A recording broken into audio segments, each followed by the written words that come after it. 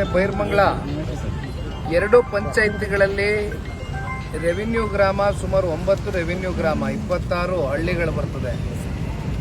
ಇಲ್ಲಿ ಏನಾಗಿದೆ, ಇವತ್ತು ಬೆಳಗ್ಗೆ ನಡೆದಿರ್ತಕ್ಕಂಥ ಒಂದು ಘಟನೆ ಸರ್ಕಾರಕ್ಕೆ ಒಂದು ಎಚ್ಚರಿಕೆ ಗಂಟೆ. ರೈತರ ಭಾವನೆಗಳ ವಿರುದ್ಧವಾಗಿ ಹೋಗ್ತಕ್ಕಂಥ ಪ್ರಯತ್ನಗಳು ಸರ್ಕಾರ ಏನ್ ಮಾಡ್ತಾ ಇದೆ. ರೈತರ 80% ಜನ ಒಪ್ಪಿಗೆ ತಗೊಂಡ್ಬಿಟ್ಟಿದೀವಿ, ಪಡ್ಕೊಂಡಿದೀವಿ, ದುಡ್ಡು ಕೊಡ್ತಾ ಇದೀವಿ, ಈಗಾಗಲೇ ದುಡ್ಡು ಇಸ್ಕೊಂಡು ಹೋಗ್ತಾ ಇದಾರೆ ಅಂತಕ್ಕಂಥ ತಪ್ಪು ಸುಳ್ಳು ಮಾಹಿತಿಗಳು, ಸುಳ್ಳು ಸುದ್ದಿಗಳನ್ನ ಓಡಿಸ್ತಾ ಇರ್ತಕ್ಕಂಥ ಈ ರಾಜ್ಯ ಸರ್ಕಾರ ಇವತ್ತು ತಾವೇ ಹೇಳ್ದಂಗೆ JMC ಮಾಡುವ ಒಂದು ವೇಳೆ ಅಧಿಕಾರಿಗಳು ಬಂದಂತ ಸಂದರ್ಭದಲ್ಲಿ ರೈತರು ಆಕ್ರೋಶಭರಿತವಾಗಿ ವ್ಯಕ್ತಪಡಿಸಿದ್ದಾರೆ ಅವರ ಭಾವನೆಗಳನ್ನ. ಇದಕ್ಕೆ ಕಾರಣ ಯಾರು? ರೈತರು 90% 95% ಜನ ಇದಕ್ಕೆ ಒಪ್ಪಿಗೆ ಸೂಚಿಸಿಲ್ಲ. ಇದು ಬಹಳ ಸ್ಪಷ್ಟ, ಅಲ್ಲಿ ಇರ್ತಕ್ಕಂಥ ನೈಜ ಸತ್ಯಾಂಶ ಇದು. ಆದ್ರೆ ಇವೆಲ್ಲವನ್ನ ಗಾಳಿಗೆ ತೋರಿ ಅಲ್ಲಿ ರಿಯಲ್ ಎಸ್ಟೇಟು ದಂಧೆ ಮಾಡ್ತಕ್ಕಂಥದ್ದಕ್ಕೆ ಅಲ್ಲಿಂದ ಒಂದು 35-40 ಸಾವಿರ ಹಣ ಉತ್ಪಾದನೆ ಮಾಡ್ತಕ್ಕಂಥದ್ದಕ್ಕೆ ರಾಜ್ಯ ಸರ್ಕಾರ ಇರ್ಬೋದು, ರಾಜ್ಯ ಸರ್ಕಾರದಲ್ಲಿ ಇತ್ತೀಚೆಗೆ ನೂತನವಾಗಿ ಮುಖ್ಯಮಂತ್ರಿಗಳಾಗಿ ಕೂತಿರ್ತಕ್ಕಂಥವರು ನಡ್ಕೊಳ್ತಾ ಇರ್ತಕ್ಕಂಥ ಒಂದು ರೀತಿ ಏನಿದೆ, ಇದು ಅತ್ಯಂತ ಖಂಡನೀಯ.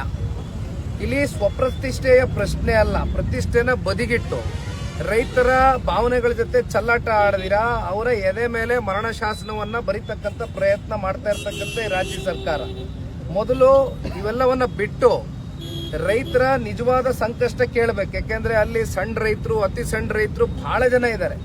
ಅಲ್ಲಿ 1 ಎಕರೆಗಿಂತ ಕಮ್ಮಿ ಜಮೀನನ್ನ ಇಟ್ಕೊಂಡಿರ್ತಕ್ಕಂಥ ಭೂಮಾಲೀಕರು ಅಲ್ಲಿ ಹೈನುಗಾರಿಕೆ ಮಾಡ್ತಾರೆ, ತೋಟಗಾರಿಕೆ ಮಾಡ್ತಾರೆ, ತೆಂಗಿದೆ, ಮಾವಿದೆ, ಅಡಿಕೆ ಇದೆ, ಲಕ್ಷಾಂತರ ಗಿಡ ಮರಗಳು ಕೂಡ ಪರಿಸರ ಹಾನಿ ಆಗ್ತಕ್ಕಂಥದ್ದು ಇದ್ರೊಳಗಡೆ ಆಗ್ತದೆ.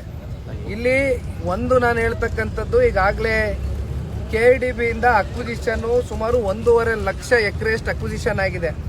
ಯಾಕೆ ಇವತ್ತು ಕಲ್ಯಾಣ ಕರ್ನಾಟಕ ಭಾಗದಲ್ಲಿ ಅಕ್ವಿಸಿಷನ್ ಆಗಿರ್ತಕ್ಕಂಥ ಜಾಗದಲ್ಲಿ ಸ್ಮಾರ್ಟ್ ಸಿಟಿನೋ AI ಸಿಟಿನೋ ತಗೊಂಡ್ಬರ್ತೀವಿ ಅಂದ್ರೆ ಜನ ಬೇಡ ಅಂತಾರೆ. ಇಲ್ಲಿ ಸ್ಮಾರ್ಟ್ ಸಿಟಿ, AI ಸಿಟಿ ಅಂತಕ್ಕಂಥದ್ದು ಏನು?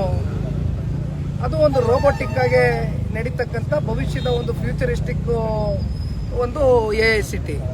ಅಲ್ಲಿ ನೀವು ಹೆಚ್ಚಾಗಿ ಜನಗಳನ್ನ ಉಪಯೋಗ ಮಾಡ್ಕೊಳ್ತಕ್ಕಂಥದ್ದಕ್ಕೆ ಆಗೋದಿಲ್ಲ. ಅದನ್ನ ಕಲ್ಯಾಣ ಕರ್ನಾಟಕದಲ್ಲಿ ಮಾಡೋದ್ರಿಂದ ತಪ್ಪೇನಿದೆ? ತೊಂದರೆ ಏನಿದೆ? ಇಲ್ಲಿ ಒಂದು 4-6 ಜನ ಕೆಲಸ ಕೊಡೋದ್ರಲ್ಲಿ ತಪ್ಪೇನಿದೆ? ಈಗ ಅಕ್ವಿಸಿಷನ್ ಆಗಿರ್ತಕ್ಕಂಥ ಲ್ಯಾಂಡ್ನ, ಲಕ್ಷಾಂತರ ಎಕರೆ ಲ್ಯಾಂಡ್ನ ನೀವು ಬದಿಗಿಟ್ಟಿದ್ದೀರಿ.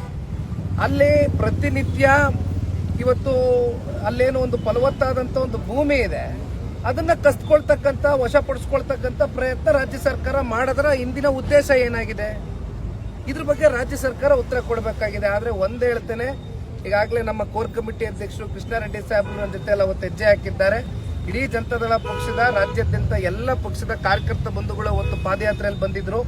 ಅದು ಮೊದಲನೇ ದಿನದ ಪಾದಯಾತ್ರೆ. ಈಗ ಹೆಚ್ಚು ಕಮ್ಮಿ 500 ದಿನಕ್ಕೂ ಹೆಚ್ಚು ಕಾಲ ಬೀದಿಲಿ ಹೋರಾಟಗಾರರು, ರೈತ ಮಹಿಳೆಯರು, ಯುವಕರು, ಹಿರಿಯಕರು ಎಲ್ಲರೂ ವಯಸ್ಸು ನೋಡ್ದಿರಾ ಬೀದಿಲಿ ಕೂತಿದ್ದಾರೆ. ಇಲ್ಲಿವರೆಗೂ ಅಲ್ಲಿರ್ತಕ್ಕಂಥ ಚುನಾಯಿತ ಪ್ರತಿನಿಧಿಗಳಾಗ್ಲಿ, ಅಧಿಕಾರಿಗಳಾಗ್ಲಿ ಬಂದು ಅವ್ರ ಕಷ್ಟ ಸುಖ ಕೇಳುವಂತ ಕೆಲಸ ಆಗಿಲ್ಲ. ಒಂದು ಸರ್ಕಾರಕ್ಕೆ ಎಚ್ಚರಿಕೆಯನ್ನ ಕೊಡ್ಲಿಕ್ಕೆ ಬಯಸ್ತೇನೆ. ಕುಮಾರಣ್ಣ ಅವರು ಬಹಳ ಸ್ಪಷ್ಟವಾಗಿ ಹೇಳಿದ್ದಾರೆ, ನಾನು ಬಹಳ ಸ್ಪಷ್ಟವಾಗಿ ಹೇಳ್ತೇನೆ, ರೈತರ ಇಲ್ಲಿ ಕನ್ಸೆಂಟ್ ಇದ್ರೆ ಇದನ್ನ ತಡೆಗಟ್ಟತಕ್ಕಂಥದಕ್ಕೆ ನಾವು ಹೋಗೋದಿಲ್ಲ. ನಾವು ಅಭಿವೃದ್ಧಿ ವಿರೋಧಿಗಳಲ್ಲ. ಆದ್ರೆ ರೈತರು ಬೇಡ ಅಂತ ಹೇಳಿದಾಗ ಈ ಪ್ರಾಜೆಕ್ಟ್ ಡ್ರಾಪ್ ಮಾಡಿ ಅಂದಾಗ ಡ್ರಾಪ್ ಮಾಡಿ. ಹೈಕಮಾಂಡ್ ಏನಾದ್ರು ಟಾಸ್ಕ್ ಕೊಟ್ಟಿದ್ಯಾ CM ಅವರಿಗೆ? ಇಷ್ಟು ಈಗ ನಾನು ಒಂದ್ 2-3 ಸಲ ಹೇಳಿದೀನಿ.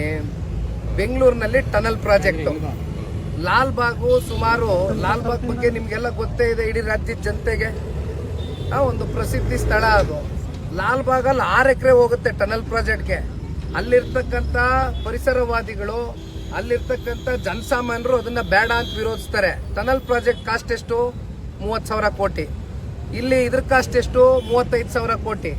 ಅಲ್ಲೆಲ್ಲೋ ಕಸ ಎತ್ತೀನಿ ಅನ್ಬಿಟ್ಟು 30 ವರ್ಷದ ಲೀಸ್ ಕಾಸ್ಟ್ ಎಷ್ಟು? 30,000 ಕೋಟಿ. ಅಂದ್ರೆ ಈ ರಾಜ್ಯ ಸರ್ಕಾರಕ್ಕೆ, ಮುಖ್ಯಮಂತ್ರಿಗಳಿಗೆ 30,000 ಕೋಟಿಗಿಂತ ಯಾವುದು ವಹಿವಾಟು ಕಾಣ್ತಾ ಇಲ್ಲ.